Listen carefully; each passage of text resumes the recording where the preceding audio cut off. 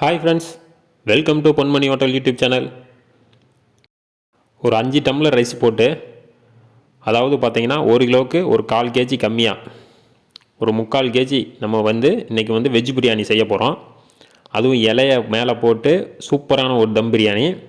அந்த இலையோட ஃப்ளேவரே பார்த்தீங்கன்னா அவ்வளோ சூப்பராக இருக்கும். இன்றைக்கி அந்த மாதிரி ட்ரை பண்ண போகிறோம். வாங்க எப்படி பண்ணுறங்கிறத பற்றி பார்க்கலாம். பிரியாணி செய்ய தெரியாதவங்க கூட ஈஸியாக இந்த பிரியாணி பார்த்தா செஞ்சிடலாம். அவ்வளோ ஈஸியாக நம்ம சொல்ல போகிறோம்.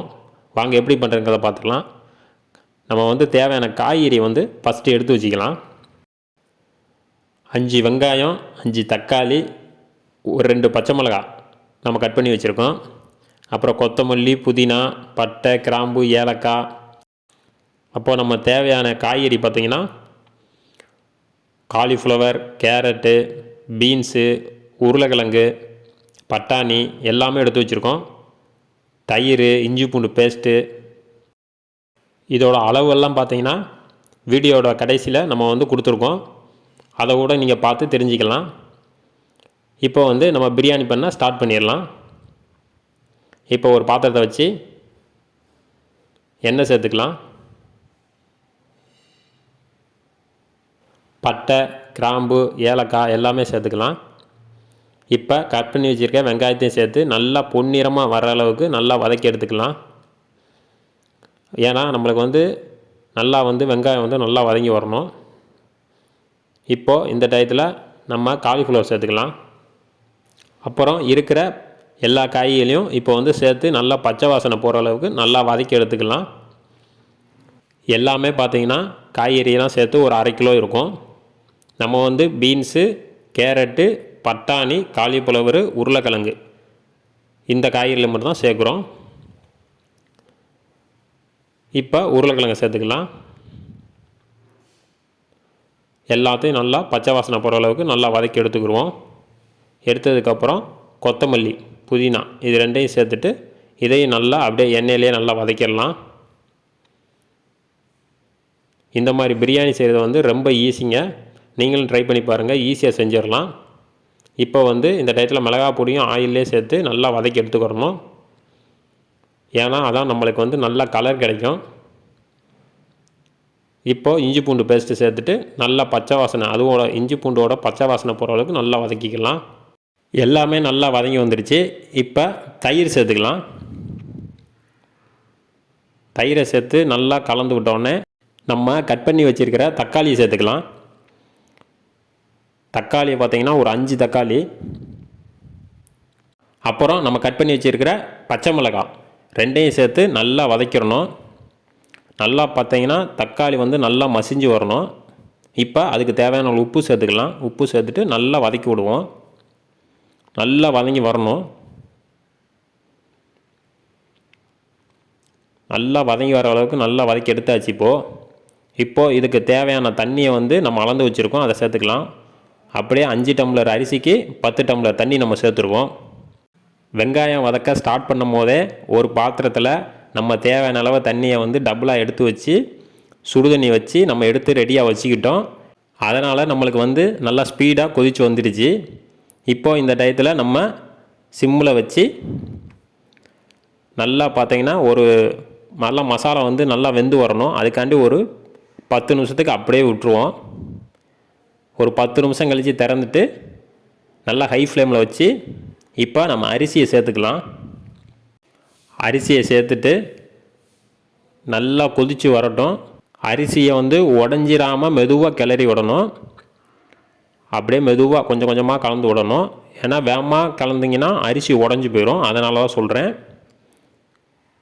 நல்லா கிளறி விட்டாச்சு. நல்லா பார்த்திங்கன்னா தண்ணியும் அரிசியும் ஈக்குவலாக வரணும், அதாவது சமமாக வரணும். அப்போ நம்ம தம் போட்டு விட்டுறலாம். அப்படியே மெதுவாக கிண்டிக்கிட்டே இருக்கணும். இந்த டயத்தில் நம்மளுக்கு உப்பு காரம் வேணால் டேஸ்ட் பண்ணிவிட்டு ஏதாவது கம்மியாக இருந்தால் சேர்த்துக்கலாம். இப்போ பார்த்திங்கன்னா அளவு ரெண்டுமே சமமாக வருது. இந்த டயத்தில் நம்ம தட்டு போட்டு மூடி கரெக்டாக ஒரு 10 நிமிஷத்துக்கு சிம்மில் வச்சு அப்படியே விட்டுறணும். ஒரு வெயிட்டு ஒரு பாத்திரத்துக்கு தண்ணி எடுத்து வச்சு அதை வெயிட்டுக்காண்டி நம்ம மேலே வச்சுருக்கோம். சிம்மில் வச்சு கரெக்டாக 12 நிமிஷம் கழித்து நம்ம ஆஃப் பண்ணியாச்சு. இப்போ வந்து திறந்து பார்க்குறோம். ஃபஸ்ட்டு எடுத்த உடனே கீழே அடியில் தண்ணி இருக்கான்னு ஃபஸ்ட்டு செக் பண்ணிக்கிறணும். பார்த்தீங்கன்னா அரிசியெல்லாம் நட்டுக்குத்தான் நிற்கிது பாருங்கள். அரிசி நல்லா வெந்து வந்துருச்சு. இப்போ வந்து அப்படியே ஒரு இலை எடுத்து மேலே வச்சு ஒரு 10 நிமிஷத்துக்கு அப்படியே விட்டுறலாம். அந்த இலையோட ஃப்ளேவர் பார்த்திங்கன்னா அதில் சூப்பராக இறங்கும். அதுக்கப்புறம் நம்ம ஒரு 10 நிமிஷம் கழித்து எடுத்து சாப்பாடை பரிமாறலாம். இப்போ வந்து இலையை எடுத்துடலாம். இந்த மாதிரி வெஜ் பிரியாணி பண்ணும்போது செம்ம டேஸ்ட்டாக இருக்குங்க. நீங்களும் ட்ரை பண்ணி பாருங்கள். அவ்வளோ டேஸ்ட்டாக வரும். ஈஸியாக செஞ்சு முடிச்சிடலாம். பார்த்தீங்கனாலே தெரியும் பிரியாணி எவ்வளோ சூப்பராக வந்திருக்குன்னு. கலர்ஃபுல்லாக இருக்குது பாருங்கள். இப்போ இதை அப்படியே நம்ம பரிமாற ஆரம்பிக்கலாம். அப்படியே ஒரு தட்டில் அப்படியே எடுத்து சர்வ் பண்ணலாம். எப்படி இருக்கு மட்டும் பாருங்கள். நல்லா பார்த்தீங்கன்னா அரிசியெல்லாம் நல்லா நீளமாக வந்திருக்கு. இந்த மாதிரி வெஜ் பிரியாணி செஞ்சு சாப்பிட்டிங்கன்னா அவ்வளோ டேஸ்ட்டாக இருக்கும். நம்ம வந்து எந்த வித மசாலாவும் சேர்க்கலை. சில்லி பவுடர் மட்டும் தான் சேர்த்துருக்கோம். சக்தி சில்லி பவுடர் மட்டும். உடம்புக்கும் ரொம்ப நல்லது. தேவையான எந்த மசாலாவும் நம்ம சேர்க்கலை.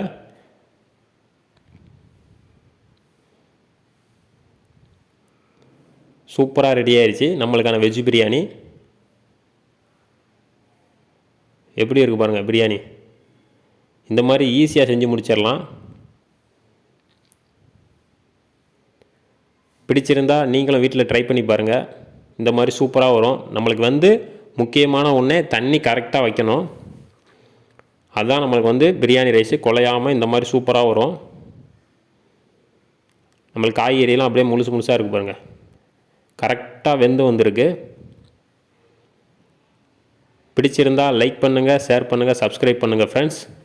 நம்மளுக்கு பிரியாணிக்கு தேவையான பொருட்கள் வந்து நம்ம எடுத்து வச்சுருக்கோம். அதோட அளவுகள் வந்து இப்போ வந்து வந்துக்கிட்டு இருக்குது. இதை வந்து பார்த்து தெரிஞ்சுக்கோங்க. நெக்ஸ்ட் வீடியோவில் பார்க்கலாம். என்ன தான் பிரியாணி வந்து நம்ம குக்கரில் வச்சு செஞ்சாலும் தம்மு போட்டு செய்யும் போது அதோட டேஸ்ட்டே பார்த்திங்கன்னா வேறு லெவலில் இருக்கும். அதான் நம்ம இந்த மாதிரி பெரிய பாத்திரத்தில் வச்சு செய்கிறோம். நீங்களும் இந்த மாதிரி ட்ரை பண்ணி பாருங்கள். அவ்வளோ டேஸ்ட்டாக இருக்கும். ரைஸும் பார்த்திங்கன்னா நல்லா முழுசாக வரும் நம்மளுக்கு. நம்ம சேனலில் இது வரைக்கும் சப்ஸ்கிரைப் பண்ணாதவங்க சப்ஸ்கிரைப் பண்ணுங்கள், லைக் பண்ணுங்கள், ஷேர் பண்ணுங்கள் ஃப்ரெண்ட்ஸ். நெக்ஸ்ட் வீடியோவில் பார்க்கலாம். பாய்.